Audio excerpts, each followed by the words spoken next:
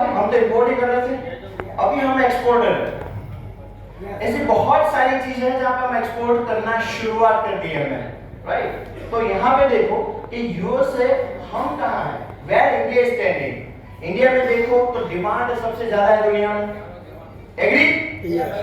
मुझे सिर्फ 15 मिनट ही आपकी चाहिए, क्योंकि सिर्फ यहाँ पे ऐसे बैठना नहीं है, यहाँ पे बहुत इंपॉर्टेंट लेसन हम लेने जाने वाले हैं जो आपकी लाइफ में ट्रांसफॉर्म कर सकता है। I really want you to connect with this. Okay, are you with me? Yeah. Hello. Yes. Thank you. तो इंडिया में डिमांड है, इंडिया में सप्लाई है, बैंडविड्थ भी लो है, डेटा रेट दुनिया में सबसे कम है। As per the published statement by the Narendra Modi in Houston along with 50,000 people, 50,000 आदमी के बीच में वो बोले थे कि we are the lowest in data rate in all across the world, पूरी दुनिया में। तो lowest data rate है, टेक्नोक्रेट है कि नहीं हम? आईटी अब इंडिया पहले से ही है, ठीक है। तो और अभी एक्सप्लोर देखो तो अनएक्सप्लोर्ड इकोनॉमी, जापान में, दुबई नहीं है, फिर भी वो अच्छा डेवलपमेंट कर रहे हैं, लेकिन जापान और दुबई के पास जगह बची नहीं, डेवलपमेंट बचा ही नहीं।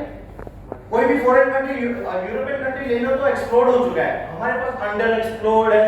As per the latest statistical figure 30% जो हमारी जमीन है वो यूटिलाइज हुई नहीं, बंजर पड़ी है। आप कहीं पे जाएंगे ना ट्रैवलिंग में, पता चलेगा यहाँ पे कुछ नहीं हो रहा है, ऐसे ही जमीन पड़ी है, नो खेती, कुछ नहीं हो रहा है। तो वो 30% जब लैंड एक्विजिशन बिल पास हो जाएगा तो 30% लैंड का भी हम यूज कर सकते हैं। इन ऑल मैं ये कहना चाह रहा हूं कि हमारे पास पूरी चीज है जिसको डेटा को एक्सप्लोर करने वाली चीज हमारे पास है।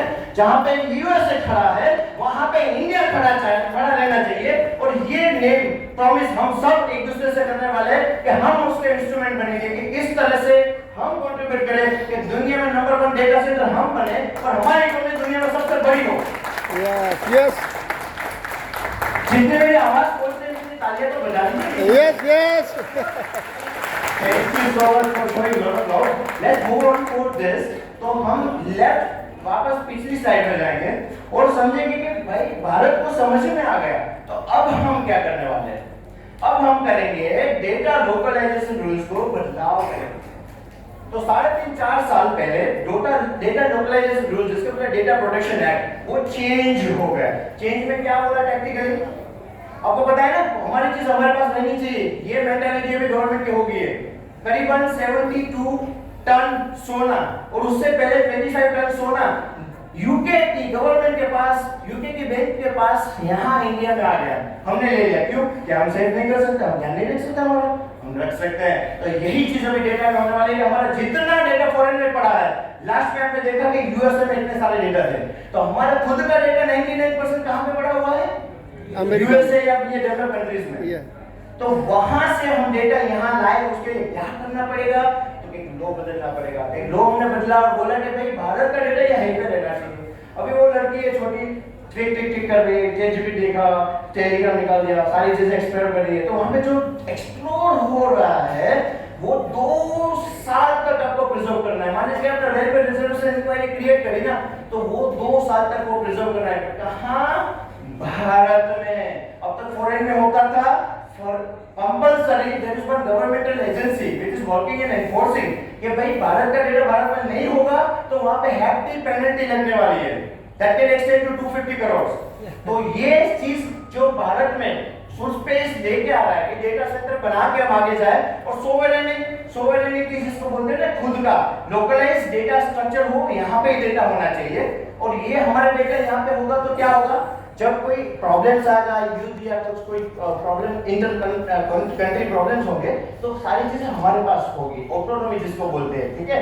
तो ये डेटा लोकलाइजेशन रूल्स बदलाव हो गया। अभी हमें पता चल गया, चलो ठीक है, data has to be done in India, वो भारत में रहना चाहिए, पता चल गया। फिर क्या, अभी आप बोलेंगे, जब आप बोलेंगे कि डेटा में कुछ प्रॉब्लम है, रेट में कुछ प्रॉब्लम है, थोड़ी ज्यादा कॉस्टली बनता है डेटा, कॉस्टली डेटा नहीं है, अभी रिसोर्सेज की बात हो रही थी। तो गवर्नमेंट ने दूसरी चीज करी कि भाई डेटा सेंटर को दुनिया में नंबर 1 भारत में बनाना है। 165 डेटा सेंटर में से 5000 डेटा सेंटर तक पहुंचना है, तो उसके लिए टोटल इंफ्रास्ट्रक्चर चाहिए होगा, और वो भी जीपीपी मॉडल में। तो फिर दूसरा चेंज करा गवर्नमेंट ने, और गवर्नमेंट ने वो चेंज लाया ना, उससे पहले भी बहुत सारी हिलचाल और मूवमेंट हो गई थी बड़ी बड़ी कंपनियों में, वो बाद में शेयर करूंगा। दूसरा चेंज कौन सा रह गया, कोई शेयर कर सकता है मुझे? दूसरा चेंज कौन सा आया जो गवर्नमेंट ने ब्रिंग किया टू सपोर्ट द चेंज, जो डेटा लोकलाइजेशन रूल्स बदलाव किए, उस डेटा को रखेंगे कहां? 99% आ गए भैया, मैं लाइन में खड़ा हूं, मैं कहां रहूंगा? Very nice, thank you. Your good name sir? Yes Bharat ji. Taxation laws है, अपना जो टैक्सेशन लॉज है उसमें भी गवर्नमेंट पॉलिसीज बहुत सारा चेंजेस हो रही है। उसमें से अपना जो डेटा अपने पास रहेगा तो उसमें जो टैक्सेशन में बात बढ़ेगा बहुत फर्क हो जाएगा। That is the new rule being exchange by the government within the scope in short span. Bharat ji, thank you so much. कोई भी आंसर देता है ना, एक्टिव पार्टिसिपेंट माना जाता है, वो अच्छा लगता है नहीं, है ना? क्योंकि मैं इतना फीलिंग से बोल रहा हूँ आपसे कनेक्ट होने के लिए। ये मत सोचे, जो भी है ना शेयर कीजिए, वो जो एटीट्यूड बनेगा ना शेयर करने का, हर एक जगह हम कर देंगे और हम आगे बढ़ जाएंगे, वरना कहीं ना कहीं हम रुक के रह जाएंगे। तो ये हमें करना है, ठीक है?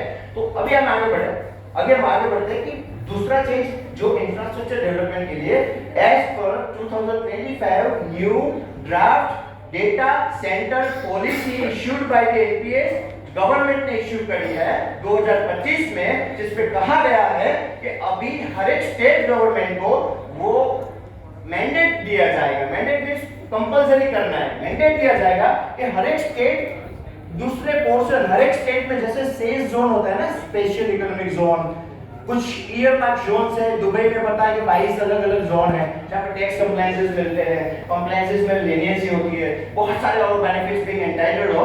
तो यहाँ भारत में भी हर एक गवर्नमेंट को ये करना है कि भैया मान लीजिए कि ये जो हिंदी में बोलते हैं गाली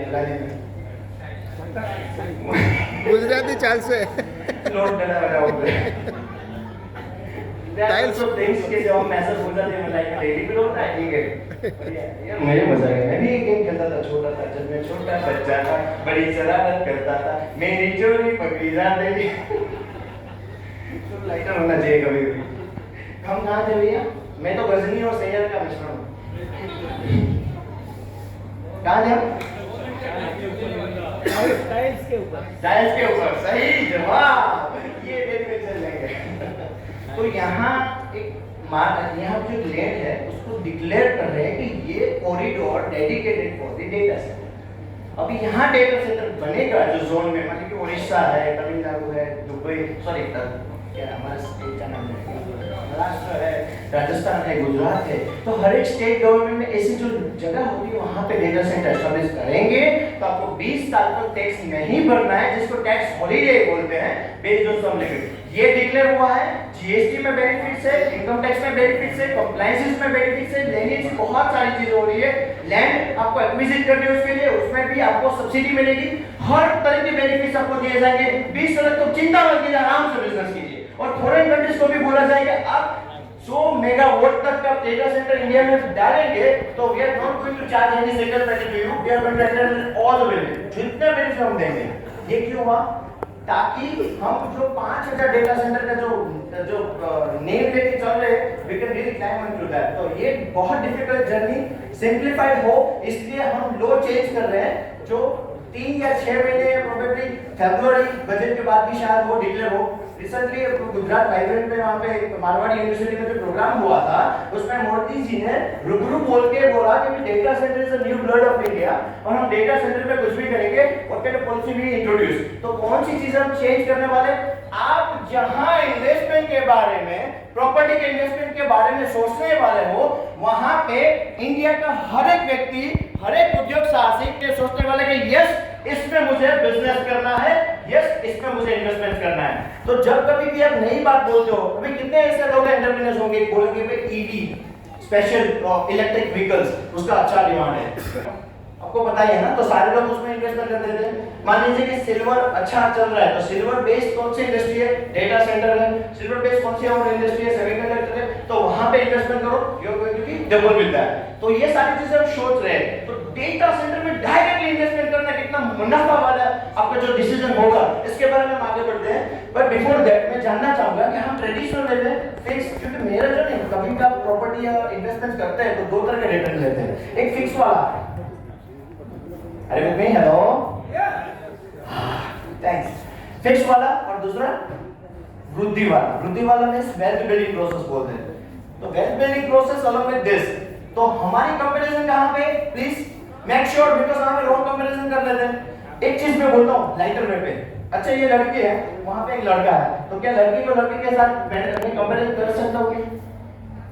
नहीं, बायोलॉजिकली नहीं, अलग पेरेंट्स से बिलोंग करते हैं, होते हैं ना, अलग ही होते हैं ना, अलग पेरेंट्स से बिलोंग करते हैं आप, अलग बायोलॉजी से बिलोंग करते हो, अलग फैमिली है, उसके काका मामा मासी सब लोग अलग है, उसकी जमीनें अलग है, वो स्कूल में अलग से पढ़ा है, तो सारी चीजें कंपेरेबल नहीं है। बट हम गलत क्या कर देते हैं यहाँ पे, हम जो नॉन कंपेरेबल पैरामीटर्स है ना, कि इसको यहाँ पे कंपेयर नहीं करना है, मेरे बच्चे को बाजू वाले बच्चे के कंपेयर नहीं करना है, हम कर लेते हैं और वो बर्डन आ जाता है। वही बर्डन जो फेस कर सकते हैं, अगर आप समझ लें बात है कि किससे आपको कंपेयर करना है, तो आपको कंपेयर करना है किससे, फिक्स्ड रिटर्न सिक्योरिटीज से। तो हम पहले जाएंगे फर्स्ट या सेकंड स्लाइड में, जहां पे फिक्स्ड रिटर्न सिक्योरिटीज के बारे में जिक्र है स्टैटिस्टिकली, तो वो हम समझेंगे कि कौन कौन सी स्क्रिप्ट है जहां पे हम इन्वेस्टमेंट करते हैं, जहां पे फिक्स्ड रिटर्न हमें मिलता है।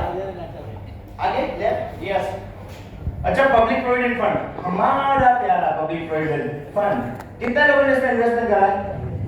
रेज योर हैंड्स, 1 2 3, जागरूक हो जाए। दूसरा national saving certificate, fixed deposit, recurring deposit, sovereign gold bonds है, सीनियर सिटीजन स्कीम है, किसान विकास पत्र है, नॉन कन्वर्टेबल डिबेंचर्स है जो 8% से मिलता है। तो इसके रेट सालाना कितने होते हैं? इसके रेट सालाना कितने होते हैं?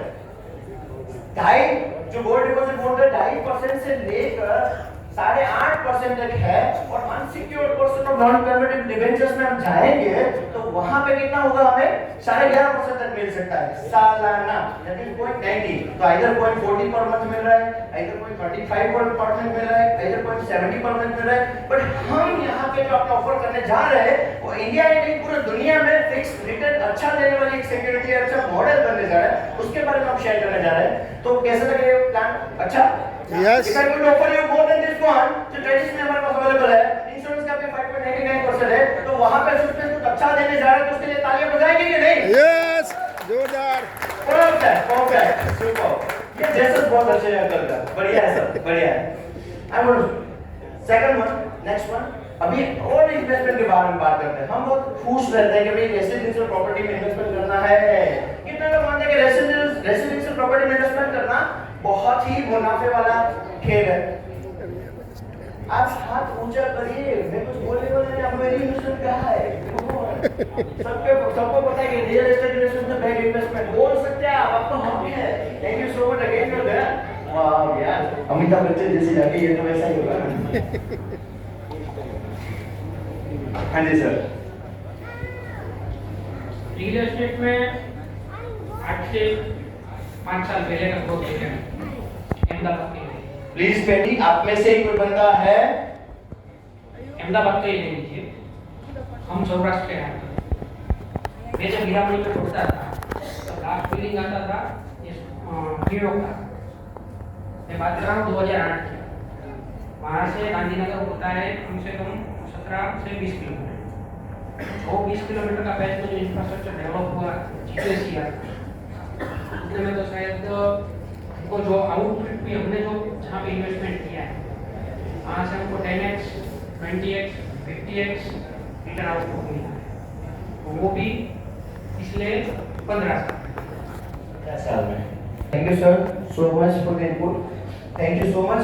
अभी एक और चीज पूछता हूँ, शेयर करता हूँ आपसे कि इनमें से कितने ऐसे लोग हैं, बिकॉज बाहरी सिटीज में आप कनेक्टेड, मेरे 20 सिटी से मेरे क्लाइंट्स आते हैं, 20 कंट्री में मेरे क्लाइंट्स हैं, तो मैं ये चाहता था कि आपके जो रियल एस्टेट इन्वेस्टमेंट है, आप जिस घर पे रह रहे हैं, आपकी दुकान ली, आपने ऑफिस ली, शोरूम लिया है, तो वहाँ पे जो रेट 5 साल के पहले था, क्या अब उतना ही रेट है? अभी भी बढ़ नहीं रहा है, क्योंकि पूरी इंडिया का वही हाल है कि रियल एस्टेट रुक सा गया है। Yes. 15 साल या 10 साल पहले की बात नहीं हो रही है, रियल एस्टेट रुक गया है। Yes, I have come across में 50 एजेंट से मिलके I am given statistical figure कि रेजिडेंशियल प्रॉपर्टी देखा जाए तो जब भूमि पूजन मुद्दा ने ले लिया तो ठीक है, जब ऑक्यूपेशन हो जाएगा तब तक मिलेगा। वरना plot of land technically sell करोगे उसमें ही बेनिफिट है, बाकी रियल एस्टेट में 6% भी नहीं मिलता है आपको। एप्रिशिएशन तो बंद ही हो गया ऑलमोस्ट। तो जो रिटर्न मिलना था हमें क्या मिलना था 2 to 4% पर एनम, सालाना 2 से 4% मिलता है, 6 से 10% कॉर्पोरेशन प्रॉपर्टी मिलता है। नेक्स्ट देखिए यहाँ पे पूरा सर्टिफिकेशन दिया है आपका एक्सपेंशन। ऑफिस बेसिस पे देखिए 6 to 10% रेंटल मिल रहा है, 6 to 10% रेंटल पर एनम सालाना। शोरूम्स तो हम नाम जो महंगाई हिंदी महंगे महंगाई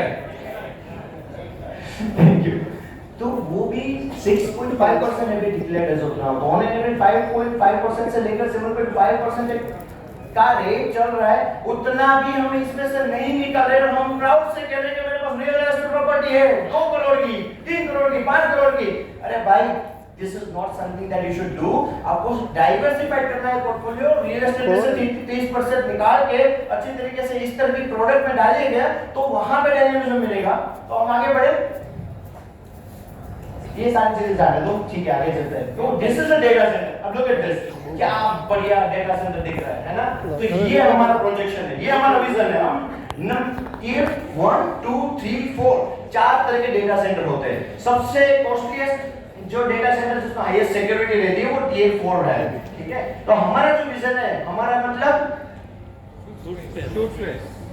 अच्छा ये कौन क्या लिखा है यहाँ पे देखो पूरा नाम क्या है। ये शूट, ये स्पेस, ये डिजिटल, ये प्राइवेट, ये हमारी क्लाउड कंपनी है जो टियर 4 डेटा सेंटर बनाने वाली है। 3 मेगावाट जैसे 2 डेटा सेंटर बनाए हैं जिसपे कॉस्टली ऑलमोस्ट 5000 करोड़ का प्रोजेक्शन है हमारा। तो this we are looking for it.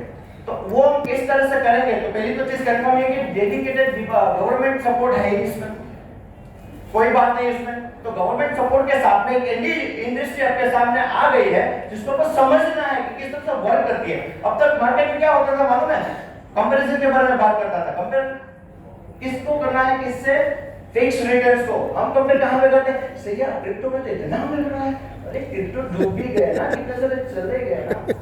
Silver में ये था अभी डाउन हो गए, उसमें मैंने ट्रेडिंग चालू किया, अभी it's getting reverse in that.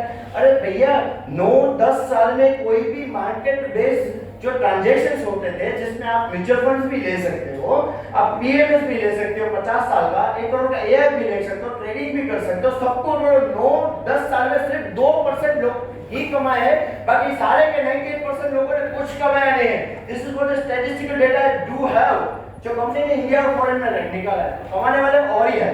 तो हम यहाँ पे फिक्स रिटर्न्स की बात करें जहाँ पे आपके पॉकेट में डायरेक्टली ये जाने वाला है, जो आपके पास रहेगा। तो वो किस तरह से वर्क करेगा ये हम समझते हैं। देखो यहाँ पे क्या देख रहा है, ये सर्वर सिस्टम होती है वहाँ पे। जब डेटा सेंटर हमारा बड़ा बनेगा ना, ये सर्वर सिस्टम, सर्विलेंस सिस्टम होते हैं, कूलिंग है, हीटिंग मैनेजमेंट है, सारी चीजें ना सब सफिशिएंटली कंपनी यूज करती है। लेकिन आपको कोई चिंता करने की जरूरत नहीं, सारी चीज कंपनी करेगी, आपको सिर्फ उसको परचेस करना है। तो मॉडल कौन सा है वो हम समझते हैं। आगे जाएंगे हम आगे। Yes okay. सो टियर 1 2 3 4 उसकी रिस्क कैटेगरी की कौन सी रिस्क कितनी है। मान लीजिए मनी कंट्रोल है या कोई सेंसिटिव डेटा है या बैंकिंग डेटा है, तो उसको टियर 4 में डालेंगे। अगर आपको सिर्फ क्लाउड लेना है, परचेस करके वहां पे रख देना है, तो फिर टियर 1 में जाएगा, क्योंकि ज्यादा रिस्क का जो डिमांड होती है हमारी वो नहीं है इसमें, ठीक है। तो टियर 1 में इसे टेक्निकली हम नहीं जाएंगे, हम अभी डायरेक्टली मॉडल में जाएंगे। तो आगे बढ़े हम। ओके आगे, थैंक यू। अब रिलेट कर रहा हूं ना, मैं आपसे रिलेट कर रहा हूं ना, आपको ठीक समझ में आ रहा है ना डेटा सेंटर क्या चल रहा है, किस तरह से ग्रूम हो रहा है। बस ये दुनिया में सबसे बड़ा क्या बोलूं मैं, शांत बाहुबली टाइप ऊपर शादी होने वाले, जिसको कोई फर्क नहीं पड़ता कुछ भी हो रहा है। Very nice. क्या नाम है इसका? सॉरी नाम भी सॉरी रखा है। Very nice. तो future of data India is very bright, I know that. Why it is bright, let's cast it down to another one. ये सारे डिफरेंट कंट्रीज है ना, वो इन्वेस्टमेंट एक्टिवली इंडिया में कर रहे हैं। क्यों कर रहे हैं? क्योंकि एक लॉ चेंज करा था, इंडिया का डेटा इंडिया में रहना चाहिए। तो क्या है कि जब आप कुछ भी टाइप करते हो अमेज़न पे या आपने कुछ चैट जीपीटी में ट्राई करिए, तो ये सारे अमेरिकन कंपनीज है, फॉरेन की कंपनीज है, तो उसको डेटा पहले फॉरेन में ही रहता था, अभी कहाँ करना है उसको, इंडिया में। इसीलिए 3 या 6 महीने का आपको स्टैटिस्टिकल पीरियड देखो ना, 50,000 करोड़ ये इन्वेस्टमेंट हुआ, 75,000 करोड़ का इन्वेस्टमेंट माइक्रोसॉफ्ट ने कर दिया, गूगल ने 1 लाख करोड़ का इन्वेस्टमेंट डिक्लेयर कर दिया। क्यों इतने सारी चीजें हो रही है हमारे, क्योंकि फॉरेन को कंपल्सरी इंडिया में इन्वेस्टमेंट करना होगा, उसके लिए जितना भी इंफ्रास्ट्रक्चर चाहिए government is committed to provide this वाला। तो हाँ, इंडिया इस तरह से आगे फ्लाई करने वाला है। Let's move on down. Next week में देखिए ये नहीं चाहिए की ड्राइवर्स क्या है, क्यों हम ग्रो कर रहे हैं, ये नहीं चाहिए। Next move, let's move. देखो ये जो सारे दिखे ना, हर एक कंट्रीज के डिफरेंट सेग्रीगेशन दिए हुए हैं कि कौन कौन सी डेटा सेंटर इंडिया में आ रही है और क्यों ये डेवलप हो रही है। तो let's move faster on that. ये कारण है कि क्यों डेटा सेंटर भी ग्रो होने वाला है इंडिया में। आगे जाते हैं, हम डायरेक्टली जंप करेंगे। ये हमारी प्यारी सुरपेश डिजिटल प्राइवेट लिमिटेड कंपनी है, ऑब्वियसली सर्टिफाइड है, ऑल द टेक्निकल सर्टिफिकेट भी एक्विजिट हमारे पास है। ऑब्वियसली होने वाला है क्योंकि बड़ा चीज है, बड़ा सोच रहे हो तो सारी चीजें वहां पे इम्प्लीमेंट होनी चाहिए। बहुत सारी ऐसी भी कंपनी है जो plus minus colourful devices use करते थे, लेकिन हम नहीं कर रहे। हम क्यों नहीं कर रहे, क्योंकि हमें पता है कि कभी भी लीगल असेसमेंट नहीं जाना, इसलिए हम जो चीज कर रहे हैं ना कि आसानी से लीगल कंप्लायंट होके हम हर एक के व्यक्ति को सपोर्ट करके इसके इनकम बढ़ा के और हमारे खुद की इनकम, और जब ऐसी बात आएगी जब हम वैल्यूएशन के गेम जीत जाएंगे और आईपीओ लेके आएंगे, तब हमारी कंपनी सबसे बड़ी बनेगी और आप सब उसमें सहयोगी होने वाला है। यस, जोरदार। Yes sir, yes sir. तो नेक्स्ट देखो आईएसओ सर्टिफिकेट से पीसीआई डीएसएस सर्टिफिकेट टेक्निकल चीजें मैं शेयर नहीं करूंगा क्योंकि मैं डीसा सीसा सर्टिफाइड हूं इंटरनेशनली, तो मैं शेयर कर सकता हूं, लेकिन वो नीड नहीं। हमारी नीड क्या है, आपको क्या मिलेगा खाने के अलावा, वो सोच सकता है। Next one. ओके, ये जो कंपनी की सर्विसेज है, ये जो घूम रहे हैं, मालूम है इसको क्या बोलते हैं, मालूम है इसको क्या बोलते हैं? मुझे भी नहीं मालूम। वो सर्विसेज है हमारी कंपनी। तो ये 4 डेटा सेंटर के लिए वापस एक बार जोरदार ताली हो जाए जो हमारा विजन है। अभी हम आ रहे हैं ऐसी एक चीज है जिसके बारे में हम सोच रहे हैं कि हाँ कुछ नया आया है। अरे भाई कुछ नया नहीं है, old wine in new bottle, new wine in old bottle, क्या बोलते हैं उसको? Old wine in new bottle. Yes, सही जवाब, ऐसा है। अब सब निकला। मैं पीता नहीं हूं लेकिन सर देता हूं। तो सेल एंड लीजबैक मॉडल जिसको बोलते हैं, अभी सेल एंड लीजबैक मॉडल है ना, बहुत सिंपल चीज है जो आपको समझ में कि किस तरह से वर्क करता है और क्या हमारी ही कंपनी ने इस्तेमाल करा है या और भी कंपनीज ने करा है। तो भैया ये यूनिवर्सल मॉडल है जो कंपनी ने इस्तेमाल करा है, 50 साल पुराना मॉडल है। और जो डेटा सेंटर की बात करें तो 100 साल पुराना है, तो उसमें कुछ नई चीज नहीं है, नई चीज नहीं है।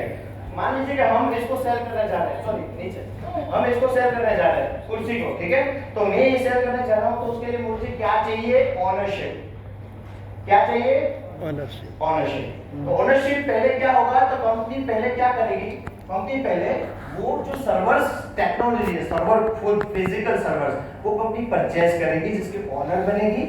और फिर क्या करेगी, ऑनरशिप के बाद में आपने लिया तो फिर क्या करेगी, सेल करेगी मार्केट में। मान लीजिए कि मैंने ये मेरे पास सर्वर है, ठीक है, ये मेरे पास सर्वर है और ये मैंने परचेज करा है, और फिर बोलो कि चलो इसका 9 महीना मैं आपके सेल कर रहा हूं, तो this is legally entitled business. मैं इसको सेल कर रहा हूं, सबने वो इस्तेमाल कर दिया, उसने पकड़ लीजिए, अभी now he is a legal owner of this node. जो जितनी प्रॉपर्टी जितनी स्पेस परचेज करी उसका लीगल ओनर है और उसके पक्का जीएसटी बिल मिलेगा और सारी चीजें ना जो लीगल होती है, एग्रीमेंट्स होता है। तो अभी मैंने उसको दिया तो एसेट सेल एग्रीमेंट ट्रिगर होता है कि भाई मैंने आपको सेल करा है।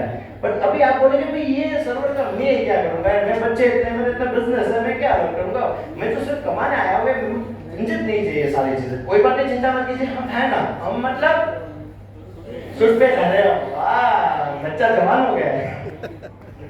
तो ये वापस सर हमें दे रहे हैं, तो मैं ये दे रहा हूं, तो ये जो मैं ले रहा हूं तो क्या होगा,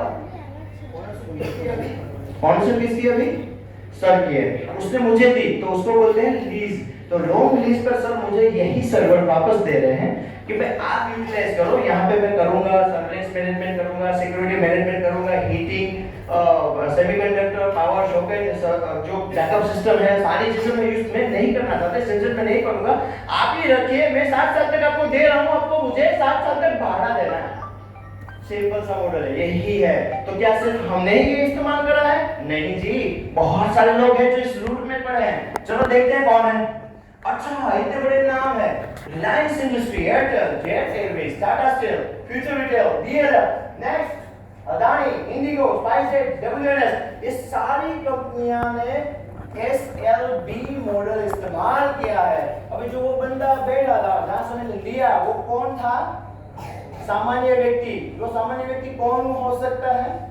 इंडिविजुअल हो सकता है, एचयूएफ हो सकता है, लोकल अथॉरिटी हो सकती है, सोसाइटी हो सकती है, कॉर्पोरेट हो सकती है, 1% कंपनी हो सकती है, गवर्नमेंट हो सकती है, कोई भी हो सकता है जिसका अलग अस्तित्व है। तो ये सारे के सारे लोग परचेज करके वापस कंपनी को देते हैं। तो कंपनी जो ऑलरेडी अभी दूसरी किस तरह से वर्क होता है ना, अभी एक चीज मैं शेयर करता हूं आपको इंडिगो का। इंडिगो में कभी भी फ्लाइट में बैठा है? इंडिगो की फ्लाइट में कौन कौन से लोग बैठे हैं? अरे शर्माइए नहीं, ये तो कह सकते हैं हम। Thank you. तो इंडिगो प्लेन में सरप्राइज फैक्ट्स मैं आपको शेयर करना चाह रहा हूँ कि ऑलमोस्ट 70% इंडिगो प्लेन्स किसने परचेस करे हुए हैं? हमने। क्राउड फंडिंग जिसको बोलते हैं, तो क्राउड फंडिंग हम परचेस कर रहे हो, ठीक है। तो वैसे ही 70% क्राउड फंडिंग, मान लीजिए एक छोटा सा एग्जांपल देके मैं शेयर कर रहा हूं ताकि आप समझ सकते हैं कि हम सर्वर में क्या जोड़ कर रहे हैं। तो इंडिगो प्लेन मान लीजिए 10,000 करोड़ का प्लेन है, कितने का? कितने का? हेलो, 10,000 करोड़ का मैंने प्लेन लिया, उसको मैंने फ्रेगमेंट में डिवाइड किया। इंडिगो कंपनी ने फ्रेगमेंट में डिवाइड किया। मान लीजिए कि 100 करोड़ का एक फ्रेगमेंट उसमें है, तो वो 350 करोड़ में वो फ्रेगमेंट सेल कर रहे हैं। 100 करोड़ का 350 करोड़ में वो फ्रेगमेंट सेल कर रहे हैं, और वही फ्रेगमेंट से ज्यादा इंडिगो प्लेन और परचेस कर रहे हैं, जिस पर फ्लीट जो एक्सपांशन होता है ना ज्यादा मिलता है, जिस पर स्केलेबिलिटी मिलती है। मैं एरिया क्रेडिट मैनेजर था जब मैंने रिजाइन किया एचडीएफसी बैंक में, तो मैं जब मेरे पास प्रोजेक्ट आता था तो मैं किसमें इन्वेस्ट करूंगा, या जो बैंक फंड करेगी वो किसमें करेगी? 100 करोड़ में, ना कि 350 करोड़ में, क्योंकि मैं एक्चुअल कॉस्ट पे करने वाला हूं। तो यहाँ पे ये जो है कि इंडिगो कंपनी जिस तरह से मार्केट में जो मॉडल चला रही है, वही मॉडल सिंपल हमारे पास है। तो इंडिगो जो लीगली ये कर सकता है, तो हम सर्वर में भी लीगली कर सकते हैं। तो 8 साल की लीगेसी के पास ये जो मॉडल है हमारा सर्वर पार्टी का जो सेल करके, जिसमें ऑलरेडी क्लाइंट है। अभी इंडिगो में क्या हो रहा था उसके साथ में समझाऊंगा तो आपको समझ में आएगा। इंडिगो में क्या होता है, इंडिगो परचेज करा, कॉमर्शियल एविएशन में डाल दिया, पैसेंजर भी जा रहे हैं, आ रहे हैं, जा रहे हैं, आ रहे हैं, तो क्या हो रहा है? इनकम हो रही है। तो कंपनी वहां पे जो इनकम कमा रही है, वही इनकम वाला पोर्शन वाला जो इंडिगो प्लान है 100 करोड़ का, जो 350 करोड़ में बेच रहे हैं, वो पोर्शन अभी क्या होगा? It is going to be sell market में, वो 350 करोड़ में सेल हो रहा है। तो जो इनकम कंपनी उसमें से कमा रही होगी, वही चीज हमें पास ऑन कर रही है। लेकिन जो ज्यादा फंडिंग कंपनी को मिलता है, उसमें से कंपनी एक्स्ट्रा इनकम जो कमाती है वो हमें पास ऑन होके आता है। इसलिए अच्छी तरह से प्रॉफिट मार्जिन से, बिजनेस एक्टिविटी से वो शेयर किया जाता है हमारे साथ में। तो हम मार्केट में कंपैरिजन कहां में करते थे? म्यूचुअल फंड में तो ये है, क्रिप्टो में तो ये। अरे मार्केट में छोड़ो, मार्केट रिस्क इसमें है ही नहीं, मार्केट रिस्क इसमें है ही नहीं। दिस इज व्हाट द जो इज। तो ये इंपॉर्टेंट है कि मार्केट रिस्क के बगैर हम जो शेयर करके दे रहे हैं, ताकि हम अच्छी तरह से ग्रो कर पाए, इंडियन इकोनॉमी को कंट्रीब्यूट कर पाए। तो हम आगे चलते हैं कि आपको क्या मिलेगा। खाने के अलावा मैंने बोला नहीं, ड्रिंक तो वैसे भी आप ले चुके हो, कैन आई हैव वाटर? और 10-15 मिनट मिलेगा क्या? क्या है अभी टाइम? मन से यस सर। सांभळू गमे છે? यस एक्चुअली क्या है ना, आई बीन मोटिवेशनल स्पीकर और मैं स्ट्रेस थेरेपिस्ट हूं। बहुत सारी जगह में प्रोग्राम्स लेता हूं। वुमेन एंटरप्रेन्योर्स का भी अभी प्रोग्राम मैंने लॉन्च करा है, पीयर टू फेरोसिटी। तो पीयर टू फेरोसिटी तो क्या क्या वहां पे नॉर्मल चीजें मिलती है शेयर करने के लिए, तो वहां पे people get light and down, मजा आ जाता है। लेकिन यहाँ पे कितना मजा दूंगा टेक्निकल इसमें, तो यहाँ पे होता है तो ट्राई करता हूँ कि मैक्सिमम हम कनेक्ट कर पाए तो हम समझ पाएंगे, ठीक है। तो अभी ये देखिए, 1 फरवरी से पहले का रेट जो आपके सामने दिख रहा है, गौर से देखिए।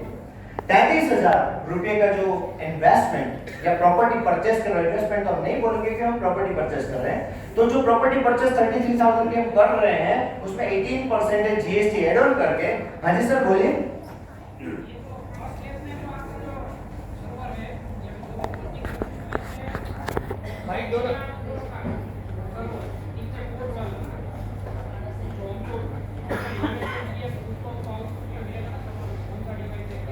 Yes yes, thank you so much for wonderful time. Perfect. तो टेक्निकलिटीज के बारे में आप जो सोच रहे हैं ना, वो अच्छी तरह से मैं आपको शेयर करूंगा डेफिनेटली, वो भी अच्छे खासे स्पीड के साथ में will definitely discuss on that, क्योंकि वो टेक्निकलिटी ज्यादा हो जाएगी और क्या है कि इतने सारे लोग हैं ना, तो सब टेक्निकल नहीं रहते, तो हम साथ में मिलकर वो कनेक्ट करेंगे ना, रिपीट करेंगे। सर हम यहाँ सब लेवल के लोग हैं ना, इंडिया के लोग लेवल के लोग हैं, आपको सब चाहिए ना, वो अच्छी तरह से मिलेगा और कंपनी को चाहिए आपका सपोर्ट, और आप टेक्निकल बनने का you are very important person for our Superspace family, तो डेफिनेटली हम आपके पास में आ जाएंगे। वैसे भी मैं इंडिया का तो मेरा फेवरेट है, तो will be there for you. Thank you sir, थोड़ा टाइम दीजिए, will be right back on you. Thank you. तो 18% एक करके होता है 38,940, जो 1 टेराबाइट का सर्वर फिजिकल जो आप परचेस करने जा रहे हो उसमें मिलता है 3940। आप इन्वेस्टमेंट करते हो जिसमें से आपको मिलता है 1650 1650, उसमें 5% टीडीएस कट करके एंड 2% सर्विस चार्ज करके 7% कट होता है, और डायरेक्टली आपके बैंक में आरटीजीएस होगा 1534। अभी 1534 को ऑलमोस्ट मल्टीप्लाई बाय 12 करो तो कितना होगा अराउंड, है ना? तो जो इन्वेस्टमेंट आपको मिल रहा है वो कितना मिल रहा है, और वही पानी 4 टेराबाइट में परचेस करें, 10 टेराबाइट, जितना आप ज्यादा परचेस करोगे उतना ज्यादा बेनिफिट होगा। देखो यहाँ पे एक और चीज मैं शेयर करने जा रहा हूँ। 20 टेराबाइट आपने परचेस करे, 33,000 की इनकम हो रही है, 30,600 आपको डायरेक्ट डिपॉजिट हो रहा है, जिसमें से आपको 5% टीडीएस मिलेगा, जो 1 साल के बाद टीडीएस क्लेम बैक मिल जाएगा जब आप इनकम टैक्स रिटर्न फाइल करेंगे, तो वो आपको मिल जाए तो रिफंडेबल है। तो नॉन रिफंडेबल चीज एक ही है, जो पूरी चीज चलाती है ना इकोसिस्टम कंपनी, उसके लिए 2% कंपनी चार्ज करती है, that is the only thing, बाकी 5% तो आपको क्लेम बैक मिल जाता है। तो देखो 20 से 33,000 मिल रहे हैं, 40 में मिल रहे हैं 72,600, यहाँ पे दुगना हो रहा है, यहाँ पे दुगना नहीं हो रहा है। क्यों नहीं हो रहा है? क्योंकि जब आप डायरेक्ट 40 से ज्यादा 40 से ज्यादा टेराबाइट परचेस करते हो तो आपको अलग रेट मिलता है, जो नेक्स्ट स्लाइड में दिए गए, जो we can understand this. 5% it's okay 5% यहाँ पे आपको मिलता है 5%, और यहाँ पे आपको मिलता है 5.5%। अलॉन्ग विद कैपिटल आपकी कैपिटल इतनी हो जाती है। समझ लीजिए, मान लीजिए कि आपने इन्वेस्टमेंट करा है करीबन 38,940 का इन्वेस्टमेंट आप करते हो ना, तो 7 साल तक 84 मंथ्स तक आपको ये मिल रहा है, 7 साल तक। तो आपके 38,940 करीबन कितना हो जाएगा, 1,37,000 जितनी वैल्यू आपकी हो जाएगी, तो ये आपको रिटर्न मिल रहा है। Thank you.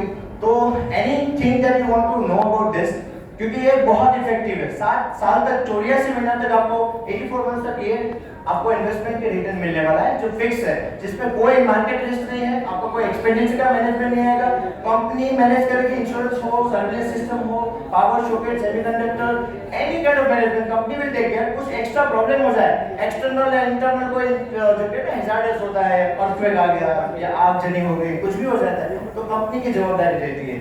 This is how it is. अभी कोई भी क्वेश्चन है इसमें इन्वेस्टमेंट की आप तक जर्नी में, सुपरस्पेस की और डेटा सेंटर की, एंड देयर 5% 33,000 का देखो ना, तो 5% जितना आपका निकलता है, तो करीबन मैं समझूं ना कि जब मान लीजिए कैपिटल रिकवर भी हो जाते हैं, आपको जो मिलता है वो अलॉन्ग विद कैपिटल मिलता है, क्योंकि समझ लो कि इलेक्ट्रॉनिक आइटम आप परचेस कर रहे हो, मान लीजिए 1.5 लाख के आपने टेलीविजन परचेस कर लिया, तो टेलीविजन आप परचेस करते हो तो 7 साल के बाद क्या मिलता है, स्क्रैप हो जाता है इलेक्ट्रॉनिक आइटम में। वैसे ये इलेक्ट्रॉनिक आइटम में 24/7 चलती है, और 24/7 चलती है ना, तो 7 साल actually 5 years almost is going to depreciate, वो डेप्रिसिएशन बोलते हैं, डेप्रिशिएबल एसेट बोलता है, जो यूज्ड अप हो जाती है, तो फिर कंपनी जिससे कमा रही होगी उस ऑलरेडी उसमें डेटा लोकलाइज है, कंपनी कमा रही है, वही डेटा आपको शेयर कर रहे थे, तो यहाँ पे क्या है, 5 साल के बाद या 7 साल के बाद वो एसेट बचती नहीं, इसलिए 7 साल तक का ये हमारा प्रोग्राम है जो आप दे रहे हैं। मुझे तो 2 साल और भी ज्यादा लग रहे हैं, कंपनी 2 साल ज्यादा दे रही है, क्योंकि actually it should be 5%, because मैं आईटी ऑडिट बहुत किए, डीसा और सीसा सर्टिफाइड है, तो आईटी ऑडिट भी मैंने बहुत करा है, तो यहाँ पे ऑलमोस्ट मोर एवरेज देखें तो 5% में 5 इयर्स में तो ये कंप्लीट हो जाता है। फिर भी कंपनी 7 साल तक आपको एग्रीमेंट करके देती है कि हम इतना देंगे, ना घटेगा ना बढ़ेगा, आपकी कोई जवाबदारी नहीं, जवाबदारी सारी की सारी कंपनी की रहेगी, कोई जोर नहीं। This is how it is. 5% monthly, yes.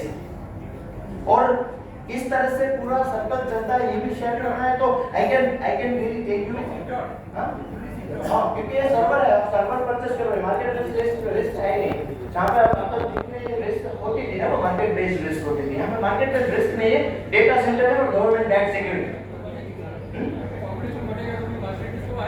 Absolutely, पर कितना आएगा? सॉरी, रहेगा कभी ग्रोथ होने वाला है, बिजनेस बढ़ेगा जब ज़्यादा डेटा सेंटर बनेगा, टैक्सेस तो market absolutely great, thank you. मैं आपके बात अपने वन टू वन आपको मैं शेयर करूंगा। मार्केटर्स बोलते हैं कि जो डिमांड सप्लाई जो मार्केट में होता है वो नहीं है, बाकी अलग अलग तरीके से इसको डील होता है, तो वो हम डिमांड सप्लाई समझेंगे, कोई इशू नहीं।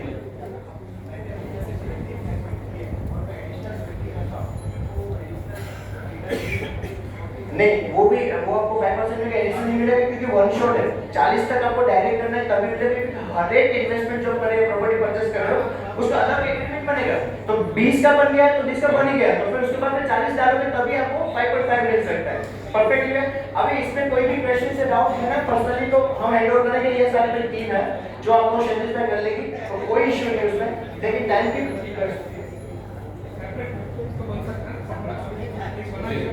हाँ है ना, डेफिनेटली हो सकता है, लेकिन जो उसने सर्विस क्या बोला कि एक्स्ट्रा जो 5.5% मिलेगा मुझे, मैं 20 कर रहा हूँ तो अभी 40 हो गए, पर 40 ऐसे नहीं, 40 वन शॉट होने चाहिए, that is to be looked into. But बाकी कोई भी क्वेश्चन है, will be definitely looking for that. So within 1 or 2 minutes I am going to conclude this one up. मजा आया? लाइट हो जाए भैया, लाइट हो जाए, तो मजा आएगी तो एक और जोरदार लाइट ले लो। मानो और करना लगे तो आपको कोई हमके शेयर करिए कि कैसे हो रहे I don't know bracing to I don't know reach down to you anyway, but I feel myself कि जितना भी हो सके मैं आपको शेयर कर पाऊं। मेरे पास बहुत सारे डेटास है, बहुत सारे कंट्रीज में मैं मैनेजमेंट कर रहा हूं, बहुत सारे स्पेस को मैं इस लेवल पे देख रहा हूं कि I can not think of doing that thing. तो हम साथ में मिलके ये जर्नी को आगे बढ़ाएं और आज ही एक तरह का डिसीजन ले पाए कि भाई ये मार्केट अलग है, इसीलिए तो यहाँ पे ज्यादा मुनाफा है।